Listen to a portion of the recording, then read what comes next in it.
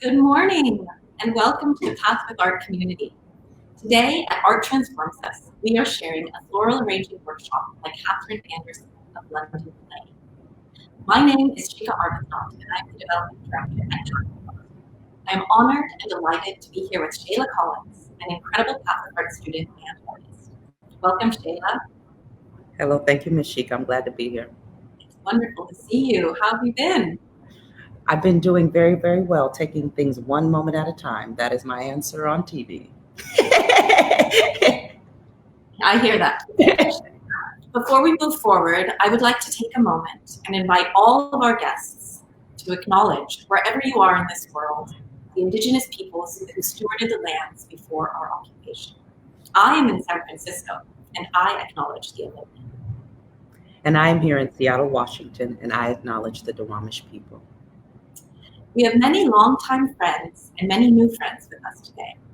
At Path with Art, we provide a robust program of arts engagement opportunities for adults in recovery, homelessness, poverty, domestic violence, substance abuse disorder, and many of the traumas that impact all of our lives. We believe that art and creativity, painting, writing, theater, and the medium of nature like today, have a transformative and profound effect to reconnect one with oneself, to build bridges to community, and to navigate a path to stability. Today, we are also asking for your help in keeping these critical programs running by contributing to our spring fundraising campaign. Shayla, you and I first met at Katherine's workshop last spring. That was my first flower arranging workshop, and I was surprised that it was pretty difficult, actually. Right. I feel the same exact way. It was my first as well. And it was a pleasure meeting you then. It was fun to meet you then. That's where I learned that you have two boys, right? Yes, I do. Israel and Noah, and his birthday is this Monday, so I got to give him a shout out. He'll be 9. Happy birthday, Noah. Israel. Oh, happy birthday, Israel. Thank you. I hope you're doing well enough in home with that. I'm at home with a 5.5-year-old, and please tell me more. So I've got to say that's why I'm very, very happy to be here with you today. Just one moment at a time. Yeah. Well, we are thrilled this spring to have the unique, albeit virtual, opportunity to share the flower arranging workshop by our very talented and generous neighbor of Path with Art in Pioneer Square, Katherine Anderson from Play. So please make sure your flowers and your foliage are ready to enjoy Katherine's lessons. And don't forget to send along your questions from the lesson in the chat room, because Katherine will be joining Shayla and myself after the lesson for a live Q&A. We'll answer your questions. Hi, everybody. It's really exciting to have you here with me today. I think most of you are probably watching from home. I hear that you might be joining in from all over the world, which is pretty incredible. My name is Katherine Anderson, and I am the co-owner of a restaurant and flower shop in Seattle, Washington, called the London Plain. And it would be so great if the place were filled with customers today, but instead I'm getting to do this really special thing for the organization Path with Art, which is an organization that's really near and dear to my heart. I learned about them because they're neighbors in this Pioneer Square neighborhood. The executive director was one of our first customers, and we see her many times a week. And I just slowly learned about the organization, and it was the work that they do to help people in transition or crisis or at a vulnerable time in their lives to use art to get back to some stability and strength in their lives. The message was very powerful to me from the get-go, that it's obvious that the work of creating and making is a really powerful tool for mental health and stability. And it also makes you feel good. And I think, you know, if I were to talk about why I do the work that I do, working with flowers, is at the end of the day, it kind of just makes me feel good. It's just a really powerful tool the flowers themselves, the nature itself, in terms of our mental health. And so it just seemed like such a natural fit to do this programming with Path with Art. What I want to do is sort of jump right into working with the flowers, and I know that, and I'll interrupt myself along the way probably in the way that we do when we have a class. I wish you could ask me questions as I go, but I'll maybe try to pretend that you're asking me questions and anticipate them. I think for those of you who are tuning in, you should have, and signed up in advance, you should have got a list of what to collect from your backyard or your grocery store. And I'm going to show you what I have here today. I know you don't all have the same material, but I'll talk you through this and why it's the mix of this material and how what you have is similar to it, whether it's a different palette or not as floral. I know you can make something just as beautiful with what you brought to your table today. So let me start first with some of the mechanics. One thing that I have here, actually, I wasn't even thinking about this, is this like, I don't know, it's like a pottery wheel or a pastry turning wheel. I think we got these ones just at IKEA. You know, they're $10 or something. Probably most of you don't have them at home, but maybe if you are a potter or you decorate a lot of birthday cakes, you might have one. And if you don't have one today, you might decide that you need one because they're really helpful to turn your arrangement as you go. I'm not doing this today, but I was just watching another lovely florist in London teaching a class from her home, and she works with a mirror set up in front of her, so that's something you could consider doing. It's a really nice way to look at the work that you're doing as you go, even if you're not turning it all the time. You'll see I'm at a counter that's, I guess it's kind of like kitchen counter height, which I like to work with my a little elevated like that. It also works at a dining table. It's just, I think personally more comfortable to be at a counter height. You'll see that I've got a low round vessel. I really would have loved to do an arrangement for you in a gigantic vintage bowl, but I haven't asked you to collect that level of material. And so, but just know that what we're doing today could be done in something twice as big if you've got access to that material in your yard. And it's really fun to think about what you've got on your kitchen shelves or stuffed in your attic or closet. And you know, you might typically not think of it as a vase, but you can make it a vase. And sometimes it's as simple as putting a glass vessel inside of it. One thing that we do in the shop a lot these days is use chicken wire. And you don't have to have chicken wire today, but I'm going to show you how to work with it because it's a really nice tool and trick for flower arranging, and it's a very nice alternative to the classic floral foam. All this does is create a sort of frame and network inside your vase to hold your stems. So it allows you in some ways to be less expert and to use this to set up your design as opposed to having to use the structure of the branches themselves to create that internal architecture. If you have a glass vase, you might not want to put chicken wire in it. There's tape that you can use, a waterproof tape, but I'm not going to dwell on that because you guys probably don't have that at home today. In any case, if you do have this, you cut it up, you make it into a ball, you stick it into your vase. You sort of want it to fill the space. Again, you don't need this.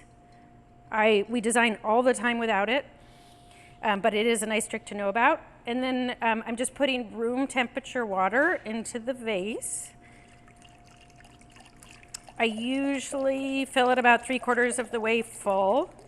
And I think one thing I would say is if you've been harvesting from your own garden, there are a couple tips to that, and I'll have put this in the email you got, but in case you missed it, it's really best to harvest at the beginning of the day, and second best to harvest at the end of the day. There's sort of the least amount of transpiration of the plants then, and so they'll be sturdier and hold up much better if you do it then as opposed to in the heat of the day.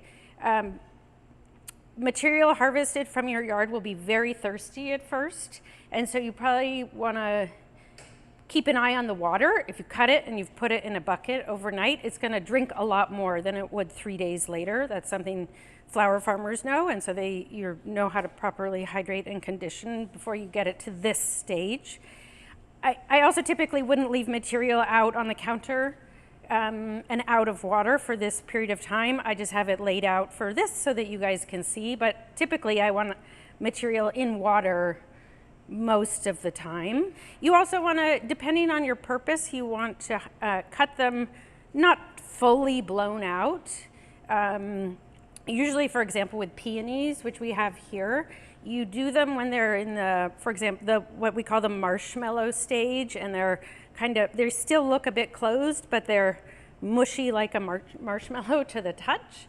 And that is a nice stage to get them because they'll open beautifully, but they're not at the end of their lives. You should have some sort of cutting tool. I have these really nice Japanese floral scissors that I think we got them from Floral Society. But you can use anything that's sharp. So you could use a knife if you like to work with a knife. You can use sharp pruners. I don't know if I would use my poultry shears, maybe, but it's, they want to be sharp and clean. That's the beginning of where to start. Okay, so I've told you all to collect some kind of branchy material that's going to be the base of our design. We have a flowering dogwood here, which these ones, they're all over Seattle right now. I don't know where you're dialing in from, but it's a classic sort of spring, breezy, vegetative material that we really like to work with this time of year.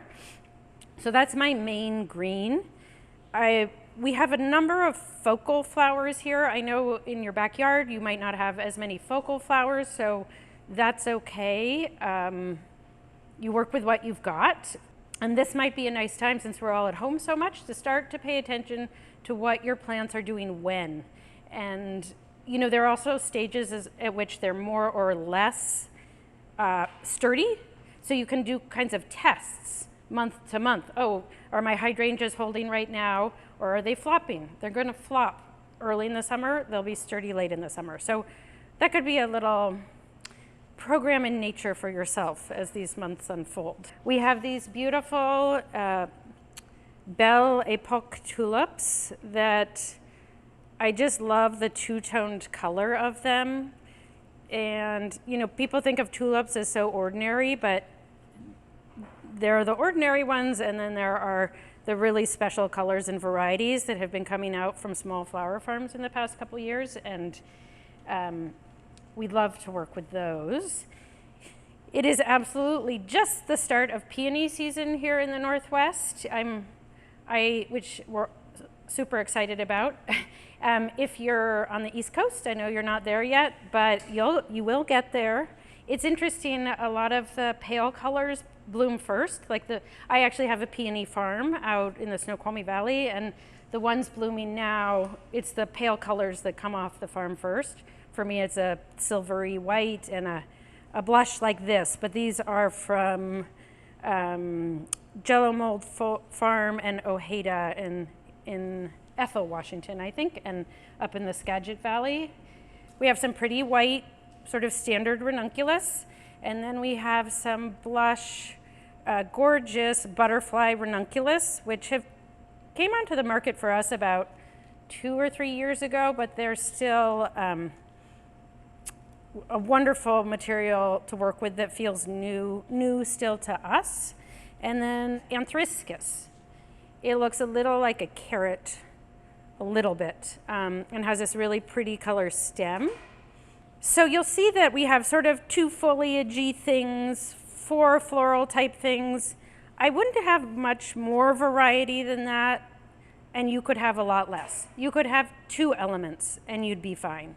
So I think I'm going to get into the designing so you can as well. So first I'm going to start with my branch flowering dogwood, and you'll see I just harvested 2 pieces. but these can become many, many pieces. And I want to get them in first because they'll kind of form the base of the arrangement. One of the most important things that you do when you're working with your product is processing it properly, and so you want to be sure to take off all the vegetation that would end up in the water, because that just really accelerates the growth of bacteria and the death of your arrangement. I also like to keep it out of the space below the vase because it just crams and crowds it and makes it difficult to work with your design. So I'm just gonna cut. I kind of have a feel for how wide and tall I want my arrangement, so I'm not doing any special measuring as I go. Usually you're probably not going to go more than sort of 2.5 times the height and width of your vase, just as a easy metric. And to remember, you can always cut something shorter, but you can't go the other direction. So better to err on the side of too long in the beginning, and then we start to pull them out and shorten them if it turns out that it just feels like too much. And I'm going to try to go a little bit wild. I have a tendency to make them a little too tight. And so I'm going to try to force myself to be a little wilder. This is an arrangement that I'm imagining on a dining room table or in the coffee table in the middle of a living room or at a table in your garden when you're having someone over for dinner. So I'm thinking about it from all three sides.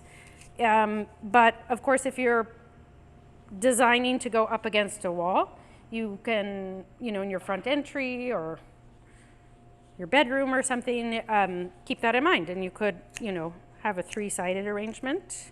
You'll see that I'm putting things diagonally into the vase for the most part. I'm using that chicken wire to help me, but if I didn't have the chicken wire, the stems would start to hold each other. And what else can I add?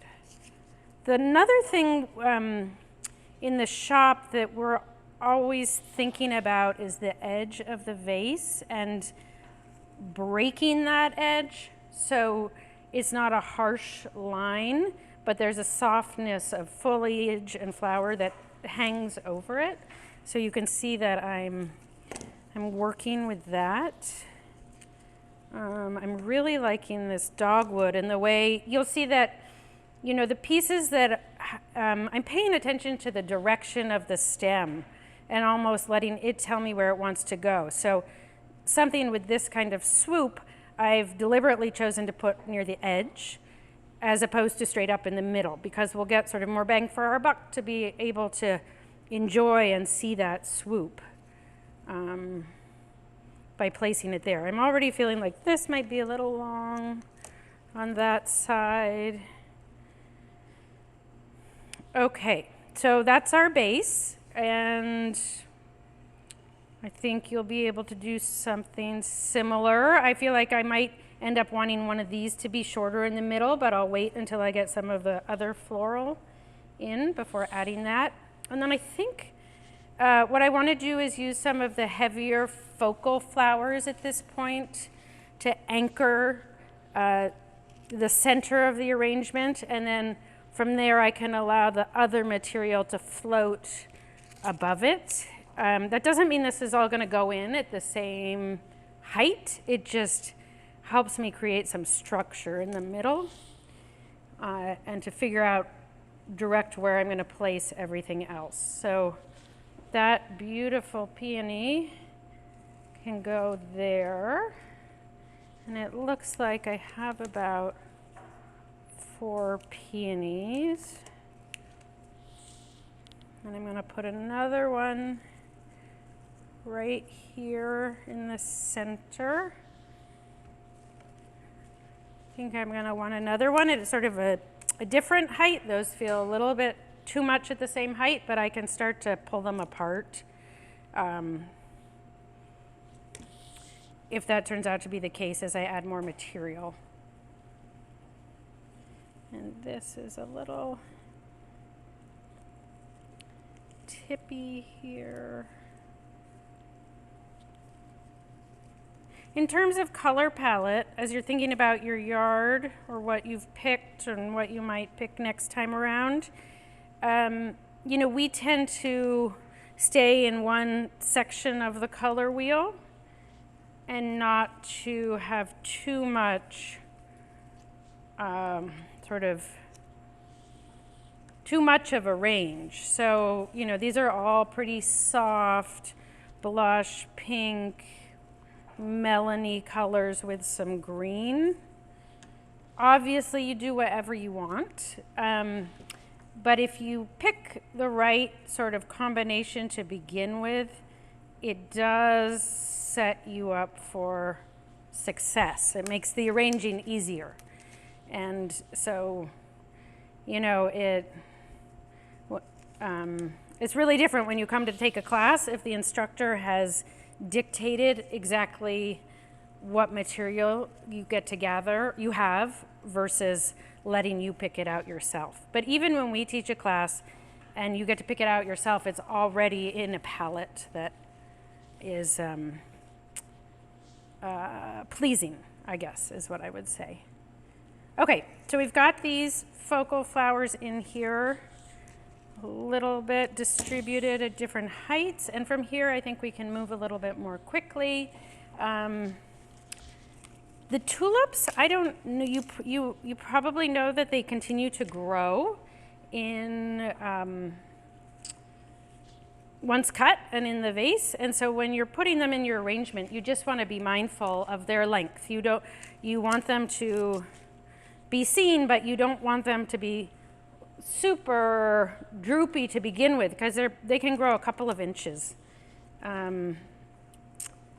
So just keep that in mind. I actually really hate using them in a bridal bouquet, because often you make the bridal bouquet the evening before and you come in the next day and they're like different. They've grown out of the bouquet, which is just really maddening. Okay, so I've got those tulips in. I think I'm gonna start to put in, I kind of want to do the butterfly ranunculus last. I'm going to use these white ones that are sort of the least interesting flower we have here to ground the arrangement a little bit more. You might, with something like this, like we tend to use these extra buds. Some people like a much cleaner look and take those off. Totally your choice. Obviously we're cutting on an angle. I'm securing these somewhat down in here because I know that these are going to drift above it. And if you could look down in here, you would see some, what looks like sort of a hole as opposed to beautiful negative space. And we're always playing with that balance between negative space and the form of the flower, but also not we want to use that space to direct you through and around the arrangement, as opposed to getting stuck in a hole in the arrangement. I heard someone say that a fellow florist say that one of the best compliments that they feel like they can get as a florist is when someone says to them, you know, oh, I got this beautiful arrangement, or I saw it on the table at a wedding, and every time I looked at it, I saw something different. You know, that there's that level of complexity in the relationship between the material in the vase. And I think, you know, it's sort of like an incredible painting. You could visit that painting at the Met once a week for your entire life and continue to see new things. I mean, that's what's so powerful about art, right? Okay, so we've got those ranunculus in, and then I am going to, I think, get some of these guys in. So wish I could ask if you have any questions. So I'm trying to imagine what those might be.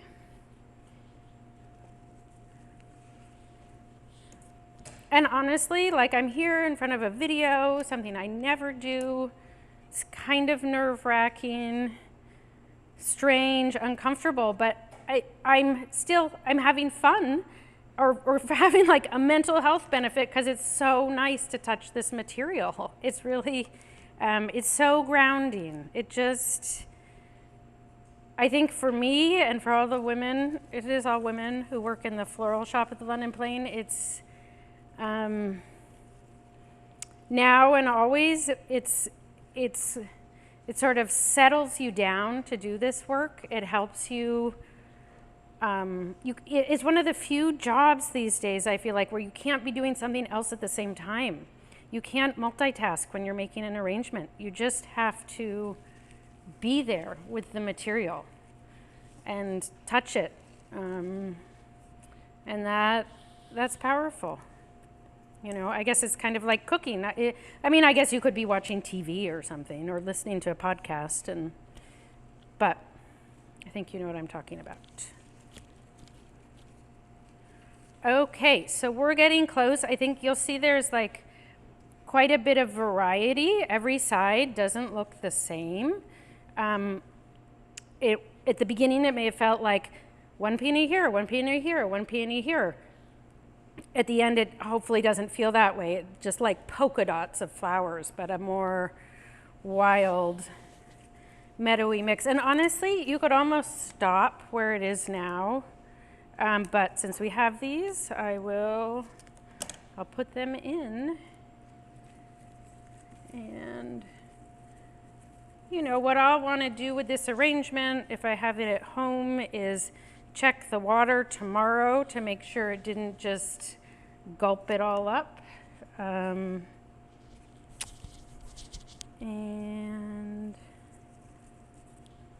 But otherwise, if it's not too hot in your house or wherever you put the arrangement, you know, it could last 5 days, it could last 7 days. I have a real habit of, as certain elements, you know, some elements die more quickly than others, pulling them out, the ones that are dying. And, you know, you can sort of remake your arrangement every 3 days if you have the time and the desire. I would also say, I don't know if you have anyone else living in your house with you, a partner or children. It's been this sort of amazing unintended consequence in my life as I've been a florist and bring so many flowers home to watch my son care, you know, and I feel like everything from when we drive up the lake together, he now knows which cherry trees are his favorite and which will bloom first, and we talk about it together. And he now has a collection of orchids in his bedroom, and he notices the flowers I bring in the house, and I don't know, I feel like I've given him something grounding and powerful for his own mental health, I have to say. Which, you know, that wasn't like deliberate parenting, but it sort of worked out. I've also heard, I once took a plant identification class when I was living in a new town and kind of blue and lonely, and the teacher said something that I've never forgotten, and I think this is true can be true for everyone, is if you get to know the names of the plants that are growing in the city or town you're living in, you suddenly have a whole bunch of friends. Like you walk around town and you say, oh, there's that London Plain tree. Oh, there are those poppies that always bloom on this corner. And I know it sounds sort of corny, but I always feel more at home when I can have a relationship with the plants in my environment, whether I can afford to buy them or not, you know. Just for them to have that knowledge can make you feel more at home in the world and connected to something bigger than your house or where you can get your groceries or... Okay, so I think we are done. I think this is a lovely blousy spring arrangement. It filled the vase quite beautifully. I wasn't sure I'd have enough material. And as I said, we could have stopped earlier. But I think it worked out well. And I don't know, I'm really grateful for all of you to have joined me today. I felt lucky to have been asked by Path with Art to do this. I love that people want to do it, and let's keep doing it together. Well, that really was an incredible workshop. I created a bouquet today, and I know that I have a lot of questions for Katherine after my own bouquet experience. So let's go ahead and welcome Katherine back to speak with Shayla and myself.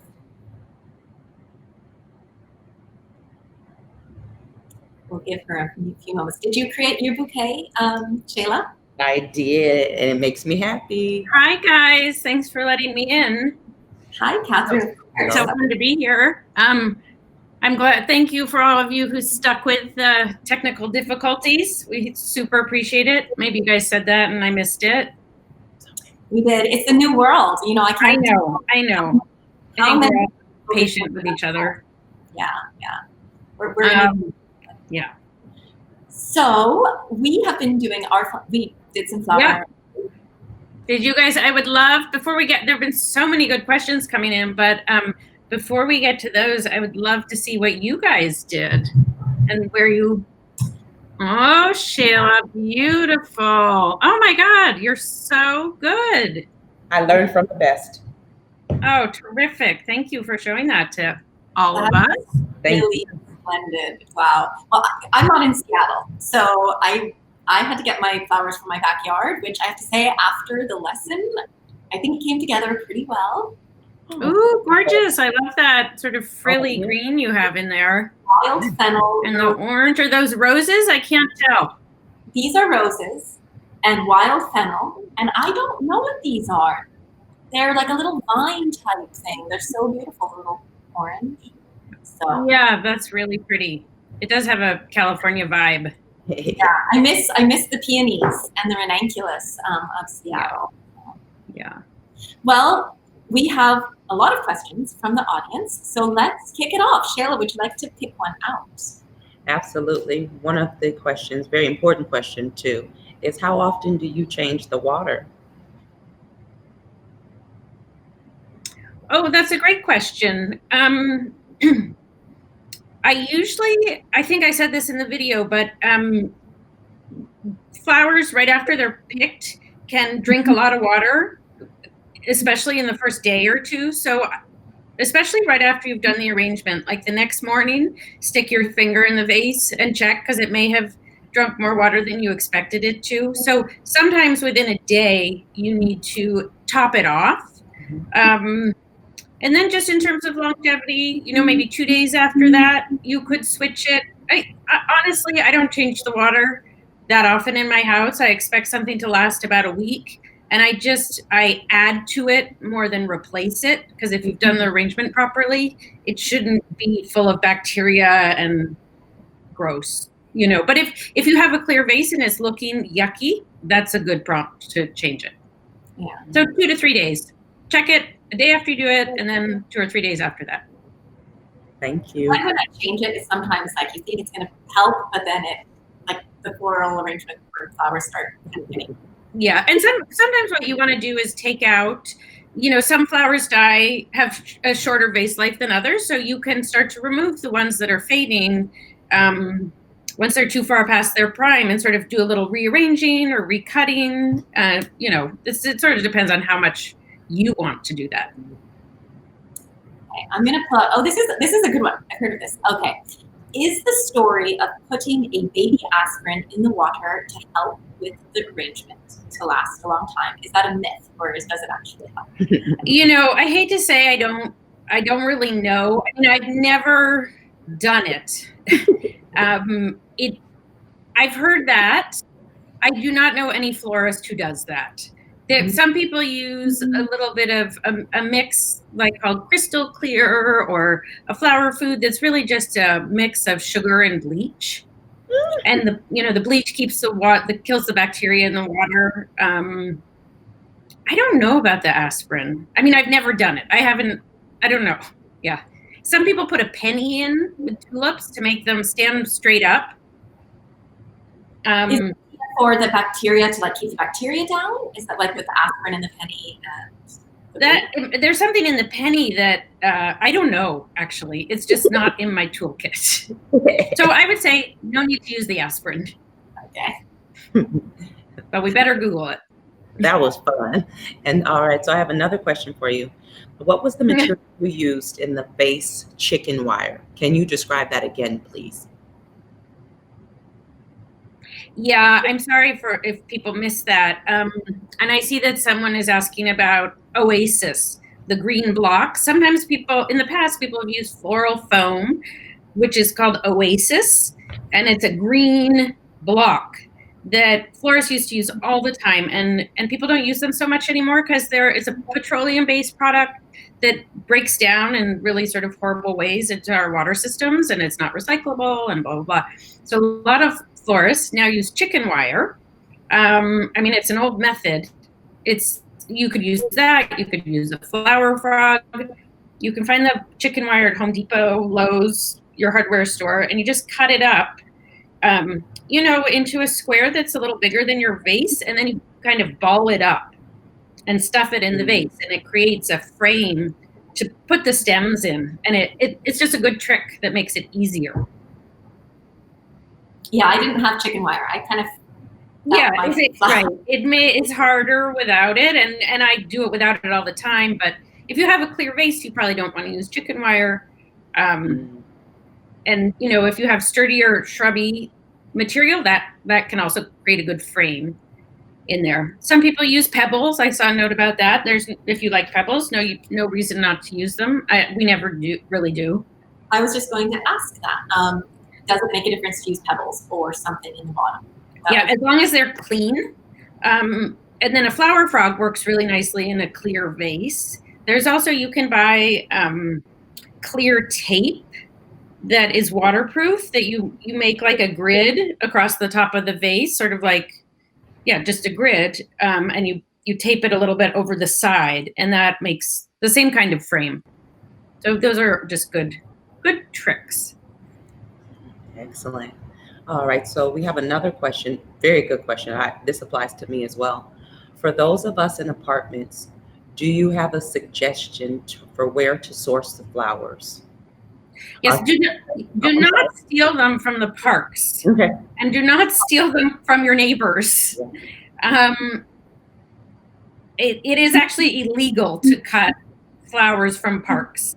And I know it can be tempting, but so I guess I want to say that first, because they're there for the enjoyment of all of us walking around. You might have a neighbor who wants to share, but if you're up for buying some, I find these days that some of the better groceries actually are buying really good floral material. So like a PCC in Seattle or a Whole Foods. I haven't been in a Whole Foods in a while, but there has been a real movement among those types of grocers to carry product from local farms. The other obvious place to go is the farmer's market.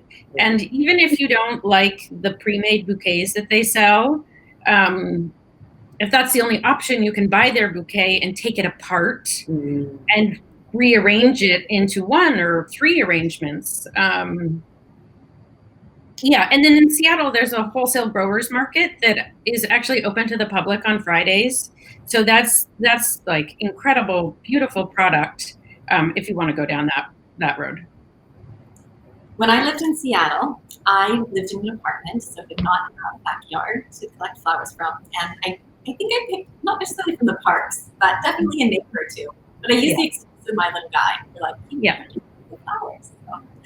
Some people are happy to share their bushes. Like they have a big lilac bush. They don't care if you cut it. You just should ask. Not middle of the night. Okay, let's pull another one. Okay, if you do buy a ready-made bouquet, should you cut the stems at an angle again? Does it help them last? You should absolutely, whenever you transfer flowers from one bucket to a vase or out of water to a vase, you should always recut the stems.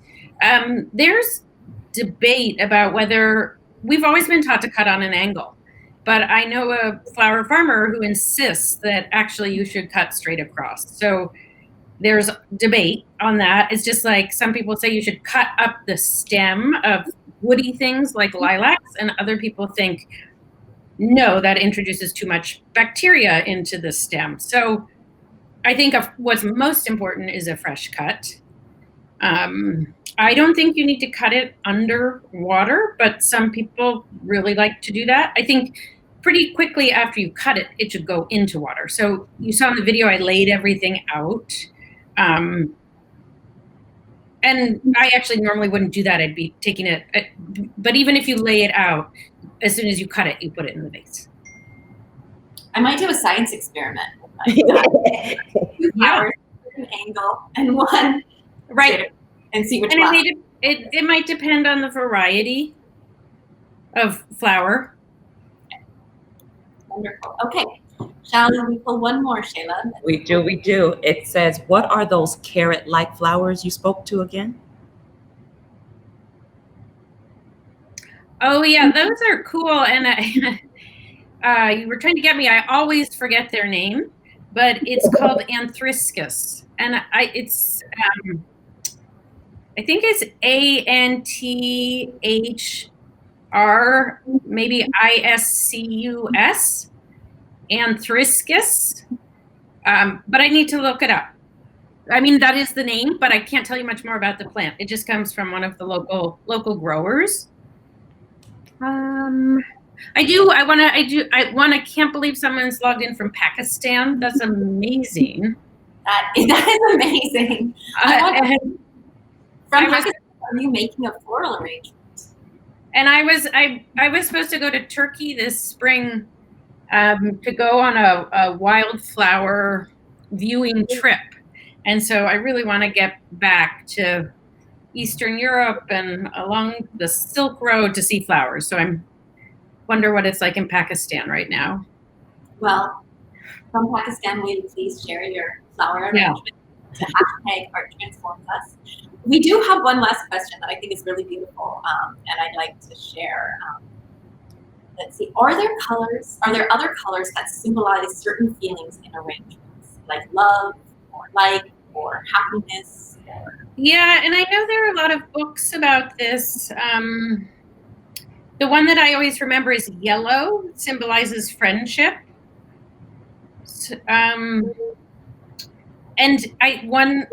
So I guess, if someone that you hope loves you gives you a yellow rose, that's a disappointment, as opposed to a red rose. But there are also, they symbolize different things in different cultures. So I might have this right, wrong, like, in some culture, red might signify death, and in another, it signifies life, or even the type of flower is associated with certain things like weddings or funerals. So, there's a lot of literature about that. Hamlet, I think with her experience, there's a whole of the flowers that she picks. Okay. Wow, that was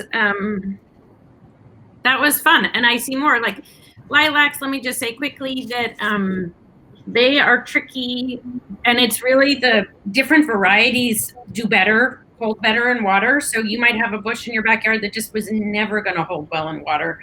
And some people say smash the stem, some people say cut up the stem. We try both in the shop, but the growers we buy from are growing lilacs that they know perform in the vase. But the only other sort of trick is to get them before they're fully bloomed out. Once they're at their maximum peak, they all tend to wilt pretty quickly. Well, I'd like to ask you a question, Katherine. We see from today that creativity, flower arranging is clearly a very important part of your life. But what other creative practices, if any, do you that? Yeah. Let's see. My ambition is always bigger than the actual time I devote to creative practices beyond flower arranging. I was saying the other day that I do think of the farming and gardening that I do as a creative practice. It's sort of meditative and it forces me to think about color and design in a similar way. So that is that's one that I do. I like to do a little weaving, a little embroidery, a little drawing, a little writing, but I don't have tons of time for all of those. But no matter what they are, I find that they're all really quite grounding and help me sort of settle down when the world can feel a little crazy.